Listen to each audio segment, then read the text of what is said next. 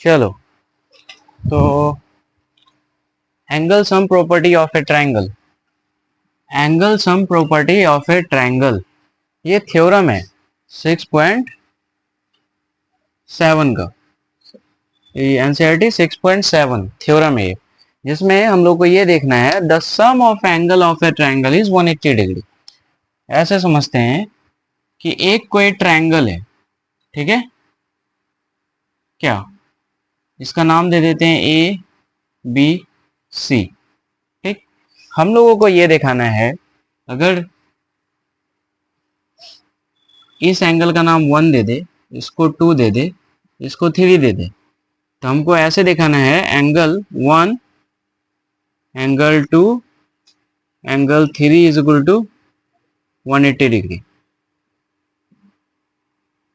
हम लोगों को ये शो करना है,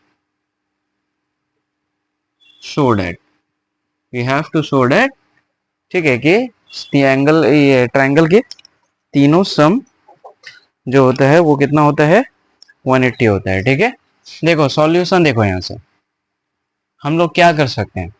अगर हम लोग क्या करें, इस लाइन को थोड़ा सा पहले सीधा बना देते हैं,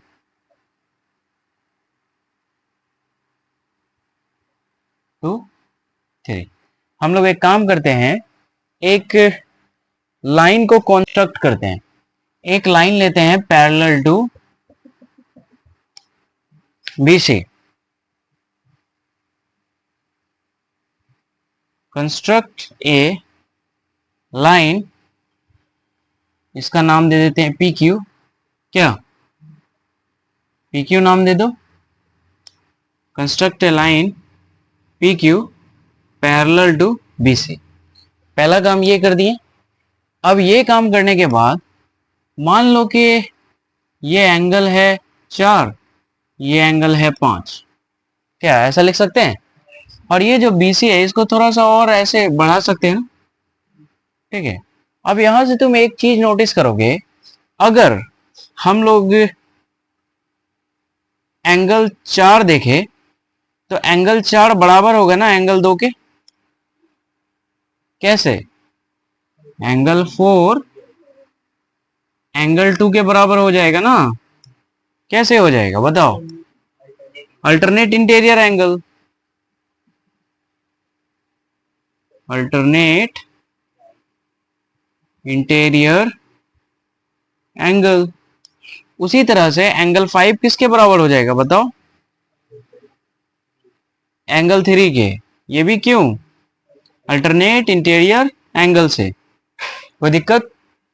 अब अगर हम लोग इसकी बात करें नाउ, अगर हम लोग angle 4 plus angle 1 plus angle 5 की बात करें तो इसको क्या लिख सकते हैं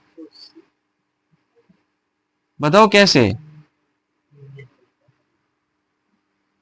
लीनियर पेयर एक्सियम से, ऐसा कह सकते हैं क्या? अब हम लोग को क्या पता है, एंगल 4 और एंगल 2 दोनों बराबर है, रिप्लेस कर देते हैं। एंगल 1 को ऐसे ही रख दो। एंगल 5 एंगल 3 आपस में बराबर है ना, तो एंगल 3 लिख सकते हैं। यहाँ पे से 180 डिग्री आया, तो इसको हम लोग ऐसे भी तो लिख सकते हैं, एंगल 1 एंगल 2 एंगल 3 कितना हो जाएगा, 180 डिग्री है। यही एंगल ए बी, मतलब कि ए बी सी ही तो है 1 2 3। ध्यान से देखोगे, angle A angle B angle C ही तो है ना 180 डिग्री।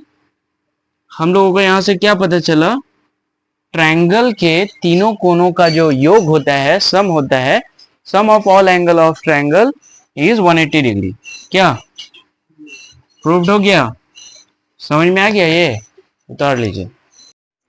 देखो थ्योरम 6.8 क्या बोल रहा है, if a side of a triangle is produced then the exterior angle so formed is equal to the sum of two interior opposite angle। कहने का मतलब यह है कि एक कोई ट्रायंगल है, ठीक है ना, मान लेते हैं इसका नाम P Q R। अगर इसका एक साइड को एक्सटेंड किया जाए, एक साइड को क्या किया बताओ, एक्सटेंड कर देते हैं, बढ़ा देते हैं इस तरह से, लाइक दिस। तो हम लोग ये कह सकते हैं कि ये वाला एंगल और ये वाला एंगल, ये लाइन के अपोजिट एंगल, तो यही दोनों एंगल है। ये दोनों एंगल का जो सम है ना, इसके एक्सटीरियर एंगल के इक्वल होगा। समझ में आया? अगर इसको हम 1 मान लें, इसको 2 मान लें, इसको 3 मान लें, तो हम लोग ऐसा कहेंगे, मतलब ये थ्योरम के हिसाब से, ये थ्योरम ये बता रहा है कि एंगल 1 प्लस एंगल 2 बराबर होगा एंगल 3 के। ठीक है, नाम अगर ये नहीं रखना है, कुछ और रख दो, कुछ और नाम रख दो, एक्स वाई जेड, चलो छोड़ो, अल्फा बीटा गामा रख दो। ठीक है, तो ये कहने का मतलब ये है angle alpha plus angle beta बराबर होगा एंगल गामा के।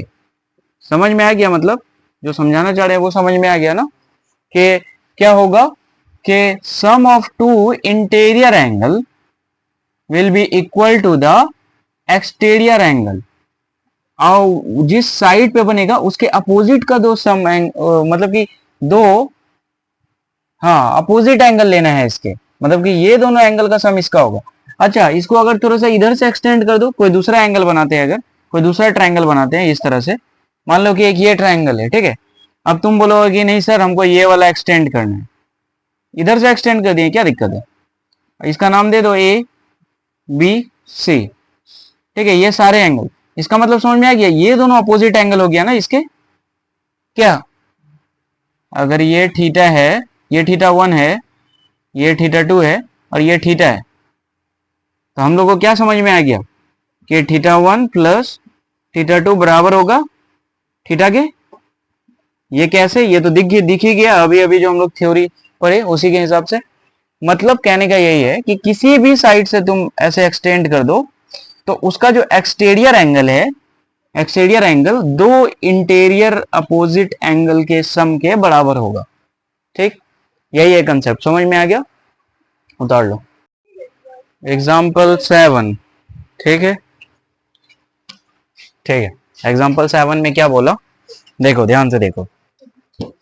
हम लोग को बोला क्या कि एक ट्रायंगल है पी क्यू आर, ठीक है, वेयर पी क्यू, ये सॉरी क्यूटी जो है परपेंडिकुलर है पी आर पे, तो ले लिए। उसके बाद हम लोग को ये बोला टी क्यू आर 40 डिग्री है, एंड एस पी आर कितना है, 30 डिग्री है। अब देखो अभी अभी हम लोग दो प्रॉपर्टीज पर हैं, पहला कि sum of all angle of triangle is equal to 180 degree, and दूसरा कोई भी दो अपोजिट एंगल का सम जो है उसके एक्सटीरियर, अगर कोई लाइन एक्सटेंड किया गया है तो उसके बराबर होगा।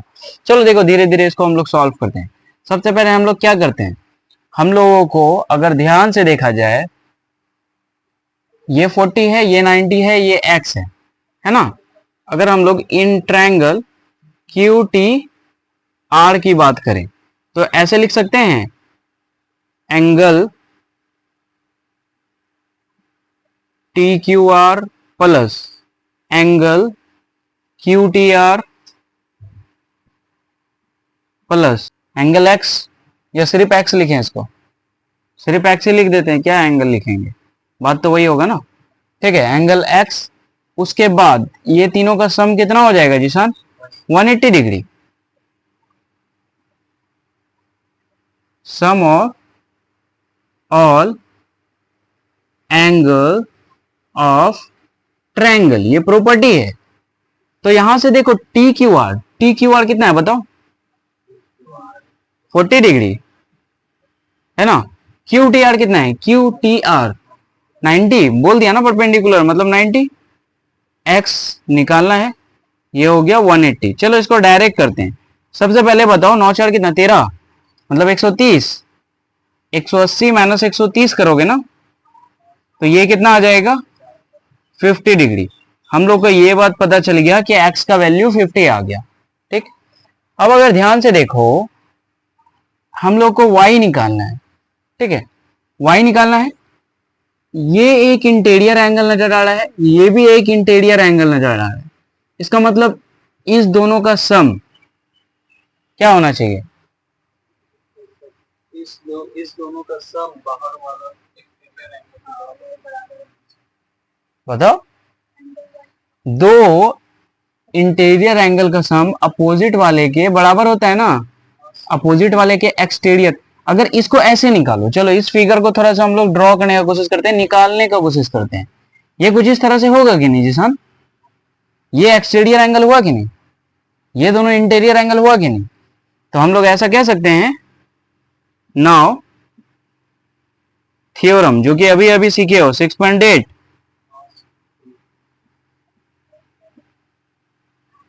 फ्रॉम लगा दो।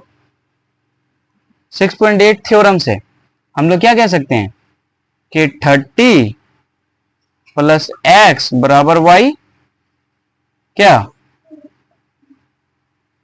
तो y बराबर 30 प्लस एक्स का मान कितना है 50, तो y बराबर कितना हो जाएगा 80 डिग्री। समझ में आ गया? देखिए यही होगा आंसर, है ना? ठीक है, उतार लो।